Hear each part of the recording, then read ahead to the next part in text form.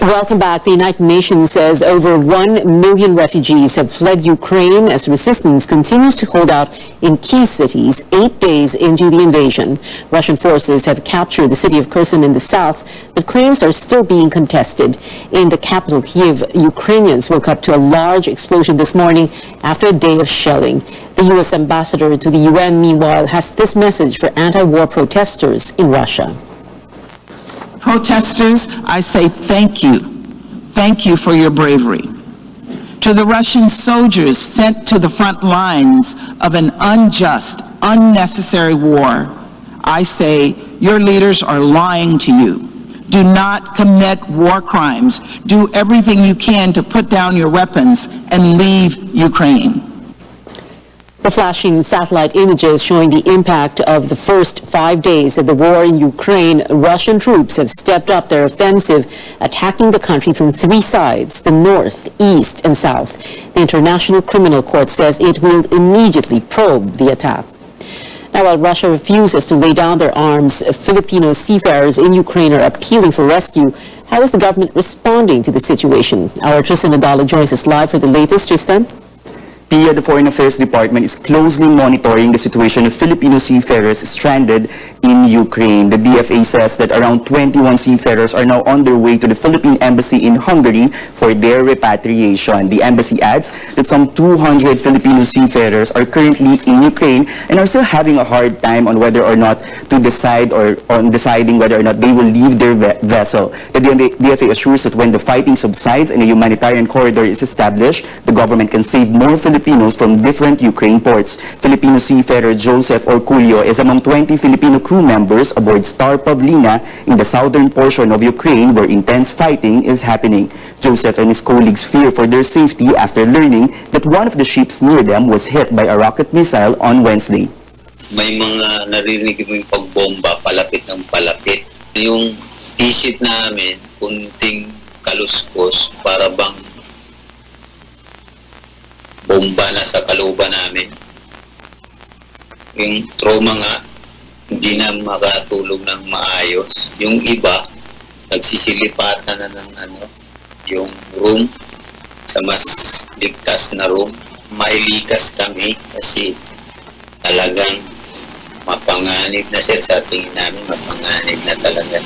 The DFA assures that they are closely coordinating with the Filipino seafarers currently stranded in Ukraine and will facilitate their repatriation immediately. Back to you.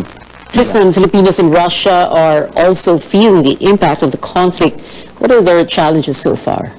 Well, Filipinos in Russia say that the situation there is relatively normal, but they are facing economic and financial challenges. Some OFW say that they suffered from pay cuts. Others are withdrawing or have a limited number of cash that they can withdraw from their banks, while others are having a hard time in sending their remittances to their families back home.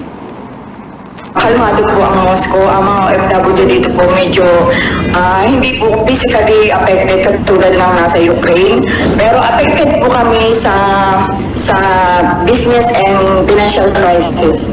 Napakababa po ng aming pera ngayon sa rubles, papalit namin ng dollar at saka almost 40% po yung binaba dun sa dati namin sa yung currency. Access to social media is also limited like Facebook, so some OFWs are finding ways in order to communicate with their families to the Philippines. Back to you, Pia. Tristan Nadala there reporting. Filipinos from all over the world going out of their way to help citizens in war-torn Ukraine. As Paulo Barcelon tells us, solidarity knows no borders in this time of crisis. Eloisa Dominguez is an international relations graduate student in Switzerland. Helping out during crises is nothing new to her, as she's been involved in humanitarian work back when she was still in the Philippines. When the Russia-Ukraine crisis hit, Eliza and her friends wasted no time and started organizing a relief drive. Within 24 hours, she and her fellow students were able to gather money and buy supplies for Ukraine. Ako gumawa ng list kung anong bibilhin, medicines, hygiene kits, food for the babies, food for yung mga children like aged 6 to 12 years old, and then yung sleeping bags kasi maraming refugees ngayon natutulog sa basement. Dominguez says it will take days for the relief package to arrive at the Ukraine-Poland border. They already collected at least 1,000 Swiss francs, or over 50,000 pesos, which they used to buy the goods. As Eliza and her friends send aid to the people of Ukraine, Arthur Tselishev and his fellow Ukrainians here in the Philippines showed support for their homeland. They held a short program on Monday, proudly waving their flag to tell their loved ones back home that they stand with them. We feel really grateful and thankful for all the countries who really shown the support right after the first day when it all started. Arthur says it is this spirit of family and resilience that bonds Filipinos and Ukrainians together. Despite being away from home, being with Filipinos and fellow Ukrainians helps him cope with the situation. Ukrainians are just like Filipinos. Maybe that's why I made it my second home, because I feel comfortable around Filipinos. Everybody knows the Filipinos are the kindest people in the world. I mean, it's really true. I could tell because I've seen the world. I've been working in different countries. For Arthur and Eliza, they are proof that Filipinos and Ukrainians share a special bond. It really feels good to feel all the support. And I mentioned, like, all the people I keep on asking nonstop, how is my family? How do I feel? It really means a lot to me. Being a Filipino, I just really want to make an impact to the international community. We are all known for being resilient. We are all known for being humanitarian. It's not about Russia versus US, not about that. It's about standing with the people of Ukraine. Those who wish to chip in for the donation drive may do so through these account details. Paolo Barcelon, CNN Philippines. Coming up, an up-close conversation with senatorial candidate and Labor leader Luke Espiritu live here in the studio. And as we go to a quick break, take a look at the buildings that lit up in solidarity with Ukraine.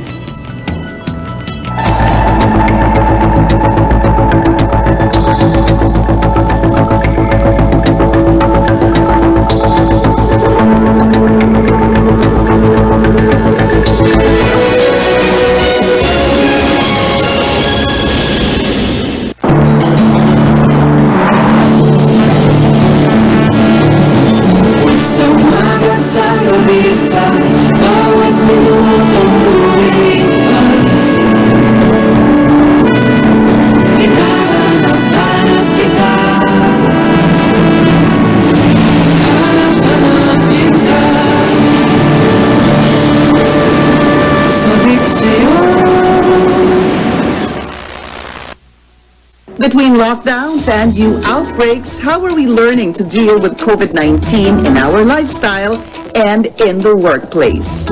Is it in with the new? And out with the old normal? What does it mean when experts say the coronavirus is here to stay? Living with COVID-19, a CNN Philippines special, will answer these questions. That's on March 7th, 2022 at 8 p.m.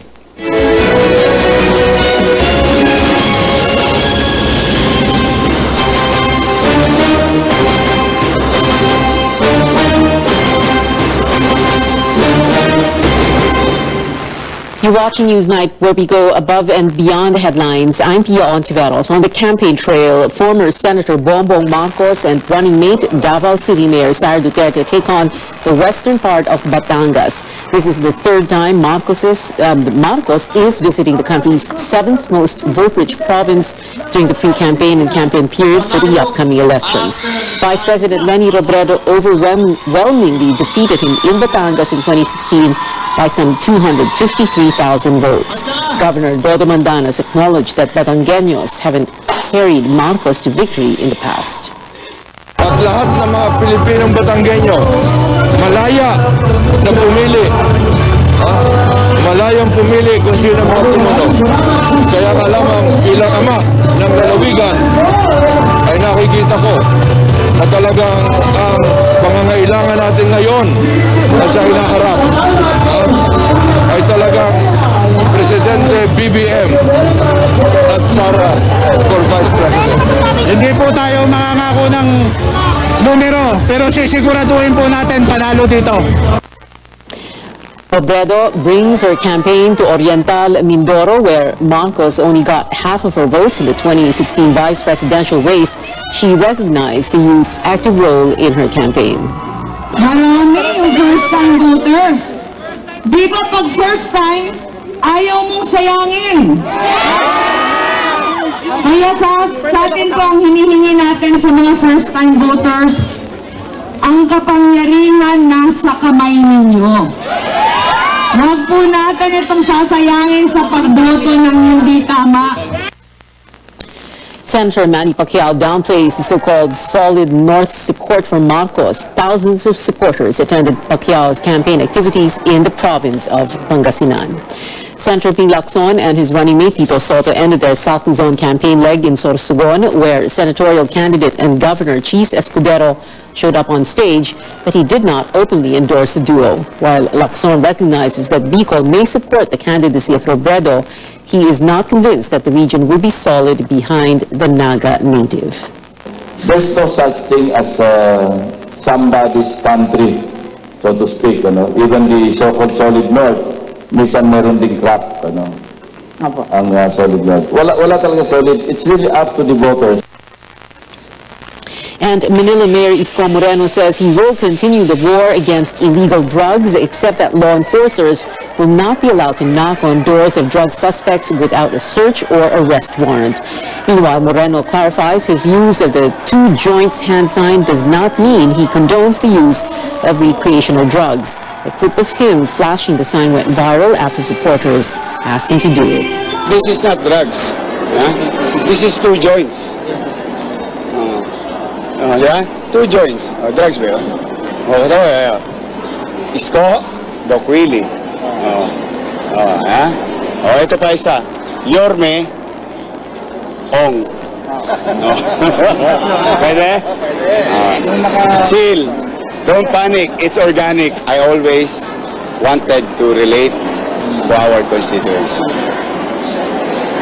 I think one of the key success or one of the elements in leadership is you understand your people.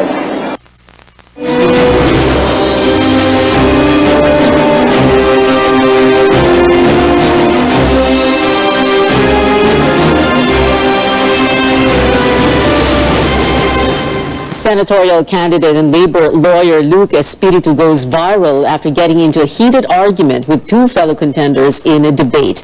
At the SMNI senatorial debate Wednesday, Espiritu clashed with former presidential spokesperson Harry Roque and suspended lawyer Larry Dadon about martial law.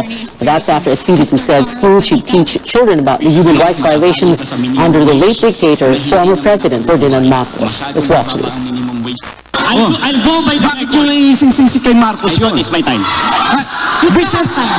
We should not use this forum for a propaganda against the Marcoses. Binuksan mo ang usapan, wag mo akong pagbawalan. I go by the record, Amnesty International, 3,257 ang pinatay nung panahon ni Marcos. 35,000 ang mga it's my time, wag kang bastos. Kung ano man ang nangyari sa nakaraan, inisa-isa ko po ang records. Wala pong kaso for human rights violation sa Amerika si Ferdinand Marcos Jr. Sa isa ko rin po ang mga kaso na decided po ng ating Philippine Supreme Court.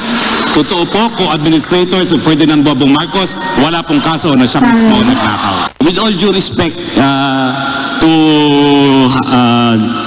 Attorney Harry Roque, I know your history. You were anti-Marcos before. You were for human rights before. Your life, you spent your life against the Marcoses, you work for human rights, and now that you were given a Senate spot under the party of Bongbong Marcos, now you cry hallelujah and praise Marcos.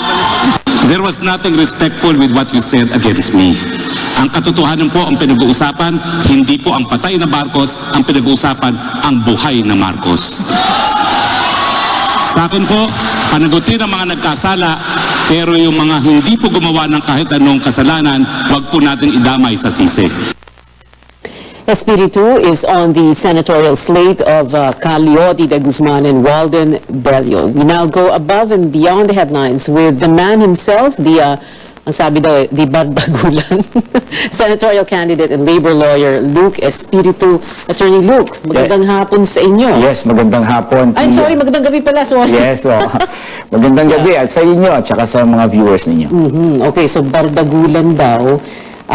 You are our, in a very long time, our first studio guest, emphasis on studio, dahil na alert level 1, no? Pero Alam mo, chineka yung Twitter mo So kagabi daw, mga 2,000, no? Followers mo? I actually am not sure because the Twitter is handled by my team. Okay. But of course, Well, in consultation with me. Okay, FYI, 17,800 Oh. as of 10 minutes ago. Yeah, I heard, yeah. Oo, pero ang kailangan mo, hindi Twitter followers, kundi boto. Tama?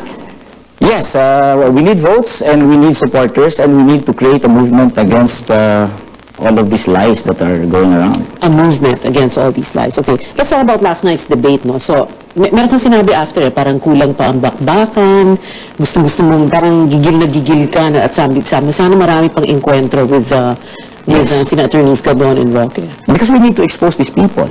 They are peddling lies about this chapter in our nation's history, which is the darkest chapter. And you know, it is really difficult if our new generation of Filipinos are learning these lies and imbibing the values of the regime of Marcos. Kasi yung regime na yan na hindi rinirespeto sa human rights at gino-glorify ang authoritarian rule. And if we have that as values, kawawa naman ang ating lipunan. You didn't mince any words last night, no? Like, as we showed, wag kang bastos, and then you were telling Harry na, you're singing hallelujah to the Marcoses now. Ano to, Attorney Luke, parang nothing to lose, just dish it all It out. was not intended, although I think it's bound to happen. If you put the three of us in a room, it's bound to happen that we're going to argue. But it was never intended. I was triggered by the comment of Larry Gadon to a question about juvenile or children in conflict with the law. And he inserted a comment about priests teaching children about the evils of the Marcos regime. So it was a debate. And if it was a debate, you should be ready to refute that point. Into a rebuttal. And I was doing that when he interrupted me. Kung hindi niya ako in-interrupt, hindi naman ganun acrimonious and exchange. But he did So I had to stand my ground. And then Harry Roque came to his defense, and I also have to answer Harry Roque. So that's what happened. If we did not insert that comment, I would just have answered the questions that were thrown to us by the panel. Okay. Meron ka ring sinabi kagabi, no? Medyo nakaka-nervous kasi when someone, politiko, kandidato, or lawmaker, the minute you say, with all due respect, parang hindi totoo Parang baldagulan na talaga. That's what we do in court. Because for me, our training as lawyers, if we may argue, and then heatedly, but then after that, we call ourselves Panyero. And that's actually how we address each other, with all due respect. That's genuine. Because I'm not against you personally. That's our training as lawyers. But you're against what they say. What they represent. What they represent. And we could have a heated argument, but later on, we could call ourselves Panyero, no problem. Okay. Let's talk very briefly about your background. So you you're born in Bacolod, so you went to school, the first few years of grade school in Bacolod. Yes. And then, lumipat kayo dito na Manila, La Salle Grade School, Ateneo High School, Ateneo College, Ateneo Law School. Law School, Yes. no? And then, college 97, 2002. Law School. Law School. Yes. Okay. Talk to us about that first. And, because syempre people are wondering, parang you seem to have had a privileged upbringing. Those are the words that were used on social media. And it's not hindi naman siya, it's not criticism of you. It's an observation. Parang privileged upbringing, privileged background. And then you end up here as a labor lawyer. Tell us what happened. Actually, my life is a contradiction. Okay, we were not wealthy. My father was also a lawyer, but he has to raise 7 children. Wow. He was okay. a lawyer. 7. You are number children. what? I'm the youngest. Okay. And hindi naman kami ganun kayaman. Professional lang ang tatay ko. At ang mga kaibigan ko ay simula pa nung bata ako ay yung mga kapitbahay namin sa kanto. And tapos naging religious pa ako, naging katikista. Therefore, talagang ang nakakasalamuha ko talaga ay yung mga nasa underprivileged ng ating lipunan. And you talk to anyone who knows me, eh hindi ako privileged. At talagang masang-masa ang aking lifestyle. In fact, matatawa sila pag sinabi nung privileged ako.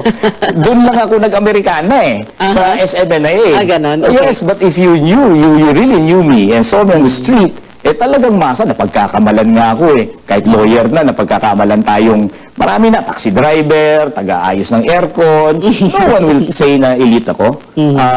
And that contradiction is what really contributed to what I'm doing right now.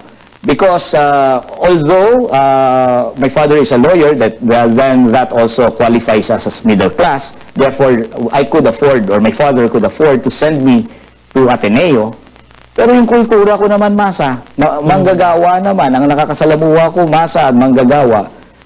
Therefore, fusing the two, then my intellectual development will only lead me towards the workers. So when you were in school, for example, Ateneo College, I went to Ateneo also, so you would hang out where? And then with who? What were your school orgs? My friends were scholars in the Ateneo. Okay. Because the Ateneo, even from sa high school until college, maraming scholars yan Yun ang mga kaibigan ko. Yung mga binigyan ng free tuition sa Ateneo, and they were deserving students from the public schools. So you would see kung ano yung aking kultura. Kultura ko talaga, masa.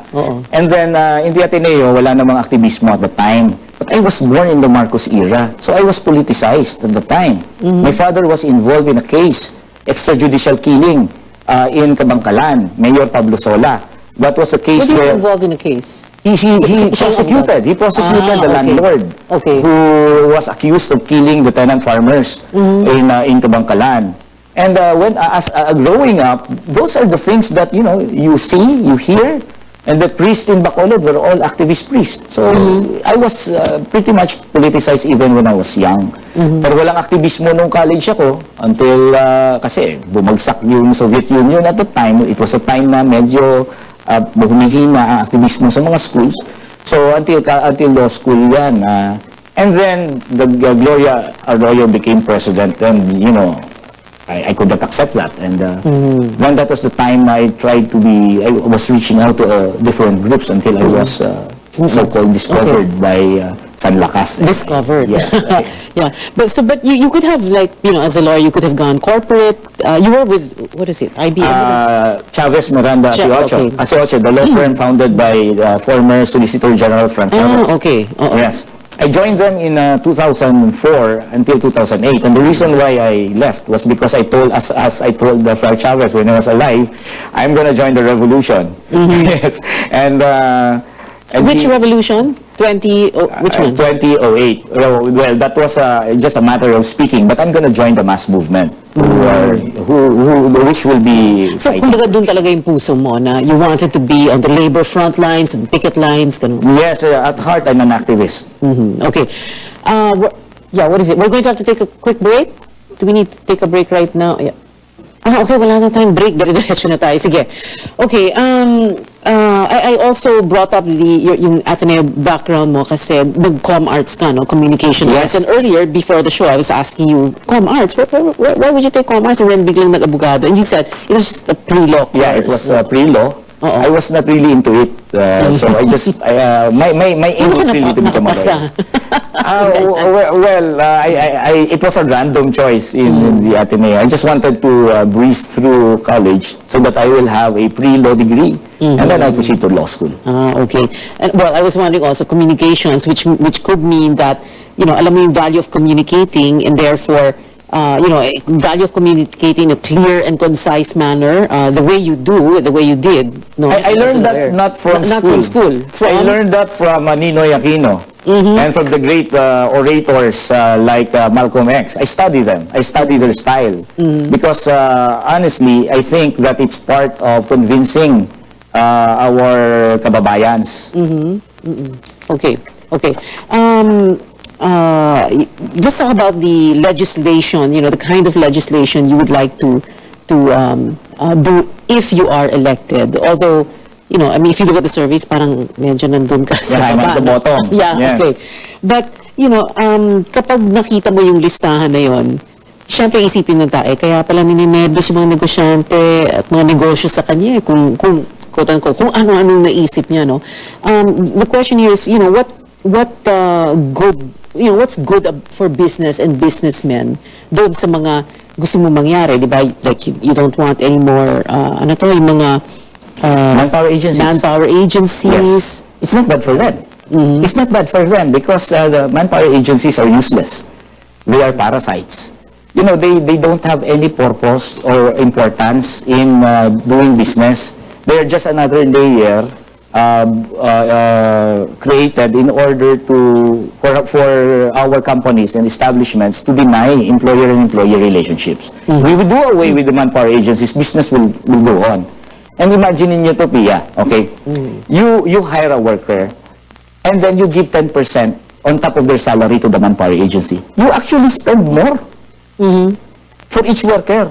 So for every worker you hire and pay 537 pesos, that's at least based on the DOLE regulations, based on Department Order 174, the manpower agency will get 10% equivalent of 537. That's 53.7 more that you pay for every worker because you have to pay the manpower agency. And I'm talking about the minimum. Others charge 12%. So why do they do that? Why would they spend more? But when the worker, organizes a union and proposes CBA, hindi nga nila nakukuha yung 53.7 pesos increase a day. Ang mga binibigay lang ng mga establishments natin ay minsan piso, 2 piso, 10 piso, malaki na. But they're willing to spend 53.7. Yeah. Calyodi brought it up also during the debate, 750 pesos minimum wage. Do you think that's even possible? Is that something that businessmen, big business will want to do? Yes, because the, salaries are really below, way below cost of living. And ideally, you pay your worker the cost of living. That's how the system works. You pay your workers anything that is necessary for the worker to be able to work the next day, meaning to say everything, food and electricity, anything that is necessary for that, that's what you pay the worker. And the excess of that is your profit. So, if you pay the worker his cost of living, meaning to say your profit is still secured. But the problem is, we pay the workers here in our country below his cost of living. Secretary Pernia already said that for a worker to be able to survive, he has to earn 42,000 pesos a month. That's 1,615 a day. And if you give 537, that's only, what, 1/3 or less than 1/3 of his cost of living. 750 is not even equivalent to the cost of living. Medyo discount pa nga eh. Because our formulation is give the workers 750, then we will have to look for policies to reduce the cost of living. Meaning to say, para hindi na gumastos yung mga negosyante, pababain natin yung kuryente, pababain natin yung tubig. Naku, ang daming aaray dyan. At actually, matutuwa ang negosyante dapat dyan. Kasi part ng cost of production niya, kuryente. Di ba? Taas-taas ng cost of production niya dahil ang taas-taas ng kuryente. Number 1 tayo sa pinakamahal na kuryente sa Pilipinas. Dapat pagka yan ang programa natin, pababain natin ang kuryente para ang mga manggagawa naman natin ay mabuhay at mabumaba ang kanilang cost of living. Equivalent rin yun sa pagbaba ng cost of production ng mga baka ang una rin naman doon, yung kumpanya ng kuryente, yung... ay dapat lang, alam mo yung sobra-sobra tubong-lugaw yung kita nila. I also represented the Watchdog Freedom from Debt Coalition in the ERC. Ang laki-laki ng kinikita nila, guaranteed na return on rate base. Hindi sila aray dapat doon. Like for example, kumikita ka halimbawa ng 10 million sa sa negosyo mo, babawasan mo yung 10 million ng 2 million, mayroon ka pa rin 8 million. Binawasan mo ng 2 million, hindi ka na ba magninegosyo nun?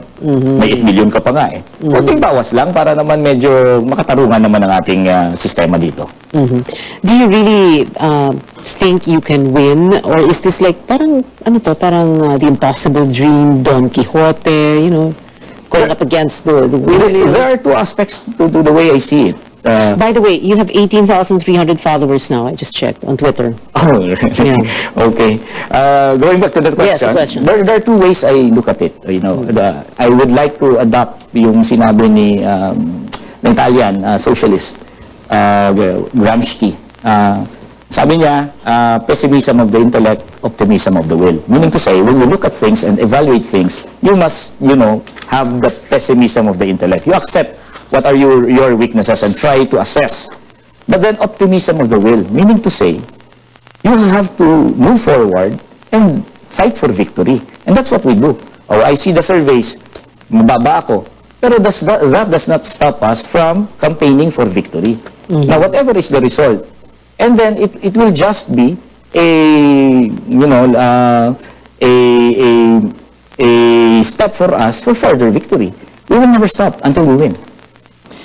Attorney Luke Espiritu, who took the internet by storm since last night, and now 18,300 ba? 18,300 followers on Twitter. Thank you so much for being with us. Maraming salamat. Maraming salamat. This Sunday, yet no other candidate seeking a Senate seat. 3 former officials of the Duterte administration will take part in our 7th CNN Philippines Senatorial Forum. Former Presidential Anti-Corruption Commission Chairman Greco Belgica, former Chief Presidential Legal Counsel Salvador Panelo, and former presidential spokesperson Harry Roque will answer issues facing the nation. Watch them side by side as they bear their platforms and stances on various matters. That's happening.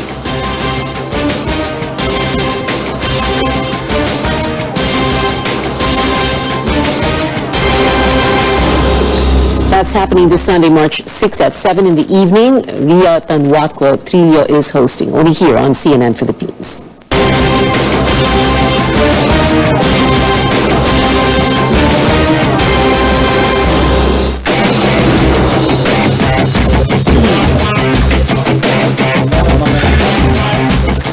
And trending in K-pop, congratulations are in order for, somebody please help me pronounce this, Jungkook?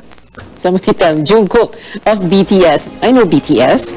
The singer graduated today from Global Cyber University with the prestigious honor, the President's Award. In a pre-recorded video, the 24-year-old thanked the school for the accolade. Jungkook began pursuing his degree in broadcast and entertainment at the online university back in 2017. And big news for 17 fans. The 13-member boy group is releasing their first film, 17 Power of Love. The movie will feature performances and in-depth interviews. A theater release worldwide is scheduled for April 20 and 23. And that is it for now. Join me again on News.ph at 7 p.m. I'm Pia Ontiveros for Newsnight, where we go above and beyond the headlines.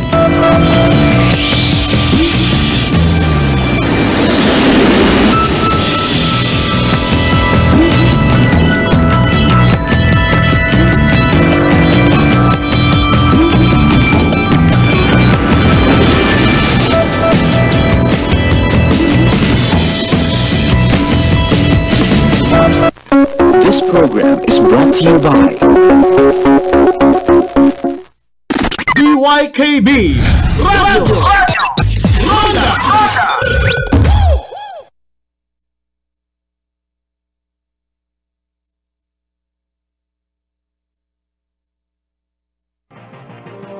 Frequent debate skippers Bongbong Marcos and running mate Sara Duterte no show at the CNN Philippines presidential and vice presidential debates over the weekend. Many were disappointed but not surprised. One vice presidential candidate did not take the sitting down and called the absent tandem cowards. The main problem that we face is the Marcos-Duterte tandem. No? And I think that they just spat on the face of the Filipino people, telling Frequent debate skippers Bongbong Marcos and 19%. Ang haba ng intro. But again, Dindo and Guido, so the question is, will or does performance in a debate impact, will it impact on survey rankings? Dindo? Of course, debates are very important in a democratic process because it allows us to understand the positions of major candidates, and not only the positions, but really what is in their heart.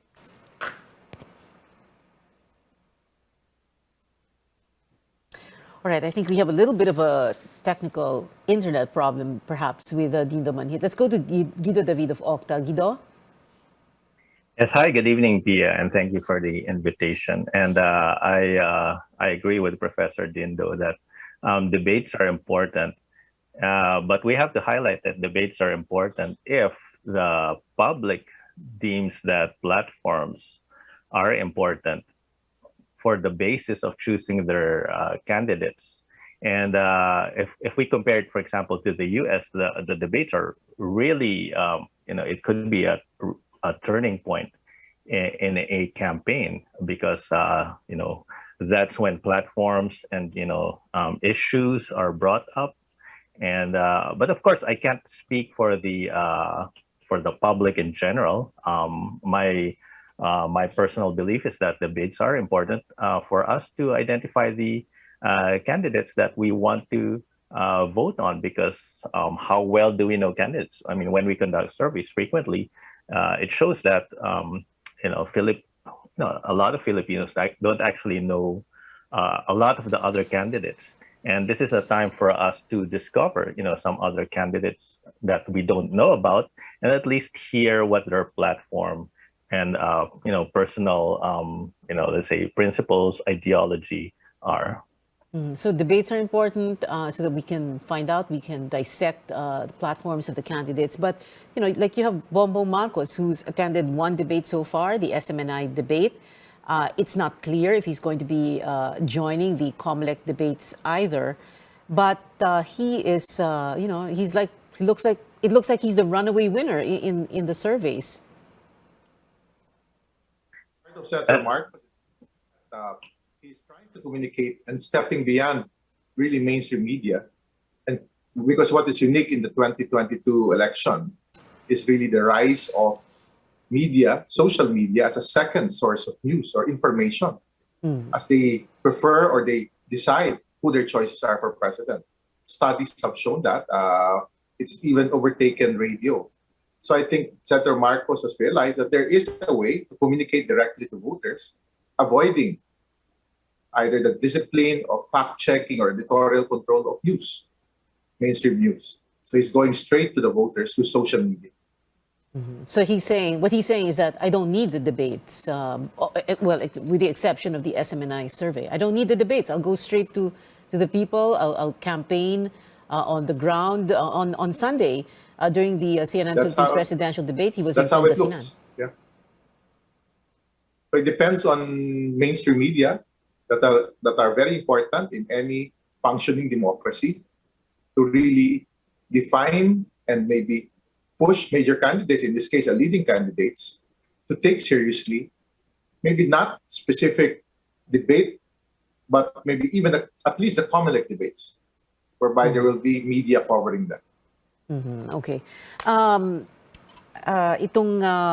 Last Tuesday, I was speaking to Coco Pimentel, and we were talking about the surveys. And so, of course, Manny Pacquiao not doing very well, as the rest of the candidates, no? Number 2, 3, and 4, and 5.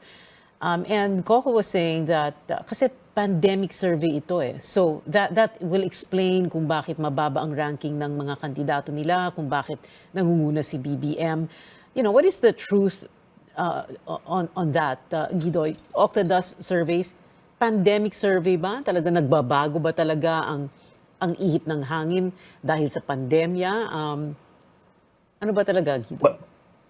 Well, Pia, it's not about the fact na yung ihip ng hangin ay nagbago. I think it's of course I know it's a figure of speech. But I think it's because of the Omicron surge, for example, which hit our country in January. This pushed back the timeline for the campaign period. So it could have started, it was starting, probably late December, the pre-campaign period, but it should have started in January, but it pushed it back 1 month. And although our survey was conducted February 12 to 17, you could say that it was just fresh off the start of the campaign period. And that's why, we have to, again, remind the public who are looking at the survey results that this is just a snapshot of the sentiment of the surveyed respondents at the time. And there may still be changes. We can't rule that out. And that's why we're, looking forward to the survey results this coming March. So what I'm basically saying is that because the campaign period just started, it may not have changed the pre-campaign numbers that we were seeing last year. When are you going to do your survey in March, Guido? Well, I have to check with the team, but it would be sometime mid to late March, and I think the big two firms, SWS and Pulse Asia, will probably have surveys sometime in March as well, probably, or probably this around this time. Halos sabay na rin yon. If you say mid to late March, halos sabay na rin yon sa local campaign. Candidates like to say, well, the candidates na medyo nangungulelat, for lack of a better word, sa surveys, they like to say na yung survey rankings don't bother them because the only survey that matters is the one on election day, no? Pero kapag sila naman ang number one, sa kahit anong survey, paniwalang-paniwala naman sila. Lalo na, and I asked this of Coco lalo na kunyari, in-house survey sila, tapos number one sila. They believe, how are candidates supposed to, react when media asks them in public na, well, what do you think of this? You're number 2, 3, or a far second or a far third. Tama ba yung mga sagot nilang yon? I don't really think so, Pia. At the end of the day, you have covered elections after elections. You've seen how credible survey firms that follows the science, the qualitative approach to this type of study has reflected we saw in actual election day. It could be what some would say political spin, or just to not let their followers feel low about where they stand. But let's accept it. These campaigns have their own surveys, and I don't think it's different from a respected, science-driven, scientific approach to getting the pulse, getting the snapshot of the preferences of the public. So they are seeing what we are seeing, which is being shown to us like the Okta research or what you've said earlier, the Pulse research. This is done in a way that follows certain high standards of statistical methods, scientific methods of generating preferences. It will look the same. So I don't know why they like to say that instead of accepting it. But they need to work hard. They need to convert. They need to reach out to more voters to transfer the votes or convert towards their campaign. In other words, wag silang in denial, no, Dindo? Yes. Okay. Kaya pa bang humabol ng iba? That's the big question mark. We'll be back after a quick break. Stay tuned.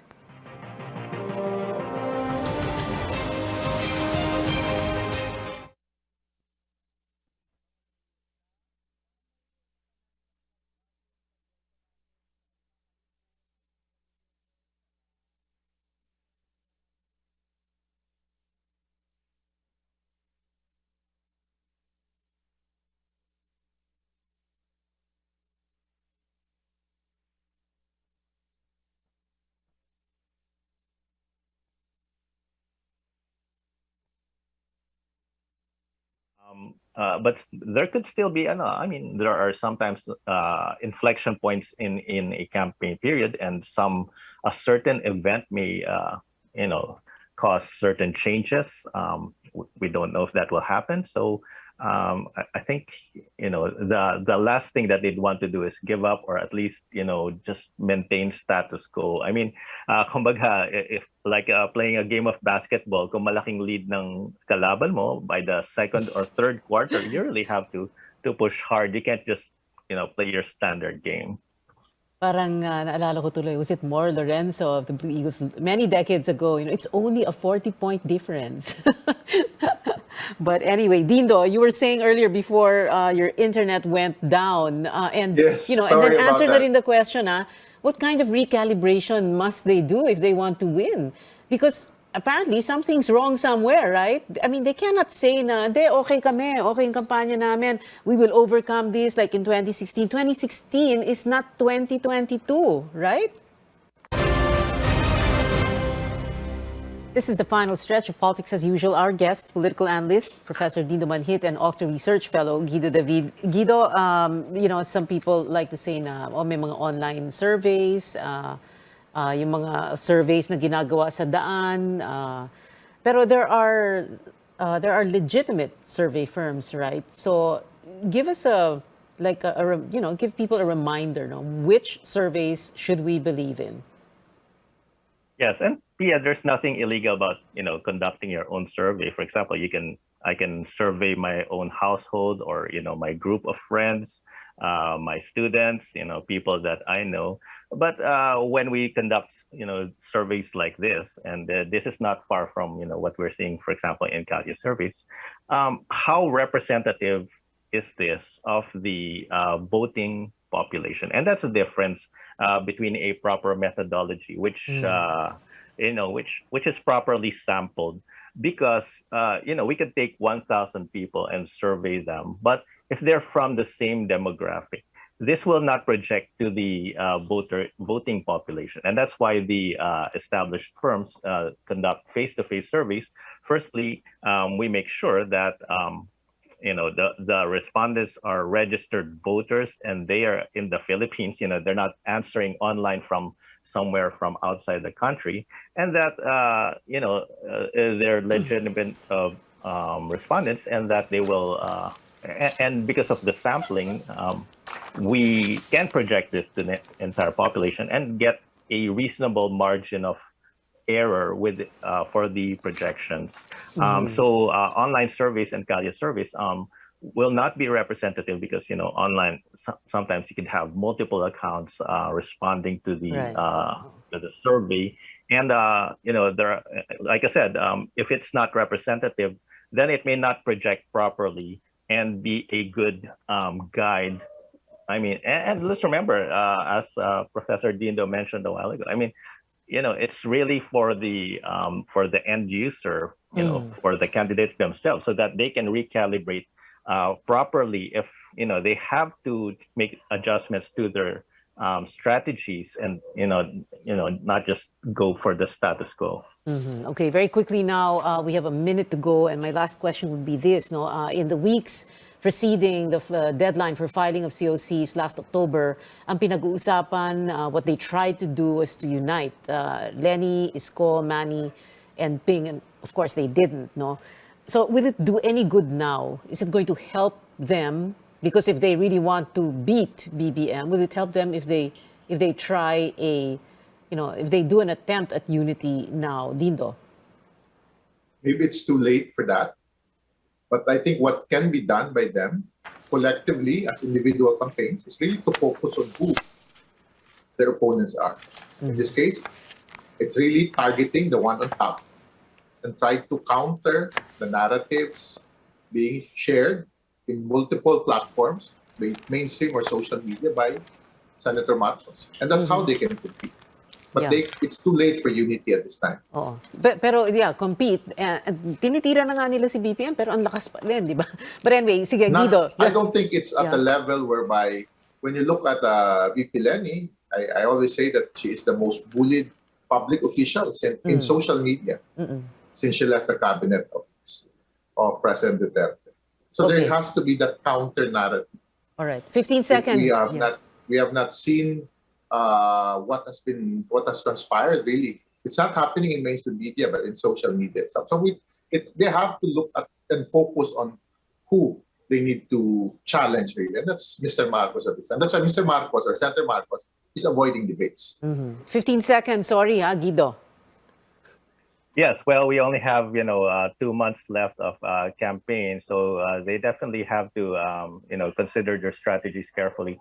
And as Professor Dindo mentioned, they're probably not penetrating certain demographics as well as they should, and that is basically hurting their campaigns. Guido David and Dindo Manhit, thank you so much for being with us tonight. We've been told before, don't talk politics at the dinner table or the family reunion or in Viber groups and risk digital warfare. But we can talk about it here at this table on this show, your weekly political appointment fix, politics as usual. I'm Pio Ontiveros. See you back here next Tuesday, 8:30 p.m.